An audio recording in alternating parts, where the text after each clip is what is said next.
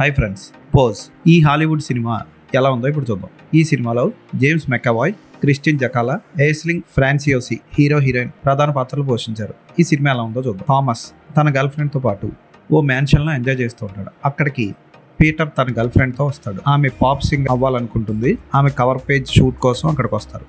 అయితే థామస్ ప్యాట్రిషియాలో ఎవరిని చూస్తున్నాడు? థామస్ ఎంత పెద్ద ఫోటోగ్రాఫర్ అయినా అతన్ని పట్టి వేధిస్తున్న బాధ ఏంటి, చివరికి ఏం జరిగింది అన్నది సినిమా చూసి తెలుసుకోవాలి. ఈ సినిమా స్టార్టింగ్ రొమాంటిక్ సీన్లతో, బీభత్సమైన సన్నివేశాలతో స్టార్ట్ అవుతుంది.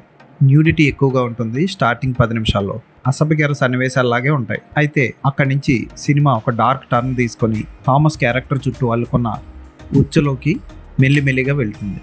James McAvoy performance, Aisling Franciosi performance అదిరిపోతాయి. పీటర్ పాత్ర కూడా ఆకట్టుకుంటుంది. జెమీమా పాత్రలో అల్ముదేనా అమోర్ బాగా చేసింది. లీలా ఫర్జాద్ డాలీ పాత్రలో బాగా చేసింది. ఇలా ప్రతి పాత్ర బాగున్నా సరే సినిమా సగం నుంచి నీరసించినట్లు, ఎక్కడి నుంచో ఎక్కడికో వెళ్ళిపోయినట్లు అనిపిస్తుంది. క్లైమాక్స్ ముగింపు కూడా ఓకే, పర్వాలేదు, ఇలాంటి డార్క్ సినిమాకి ఇంతేనేమో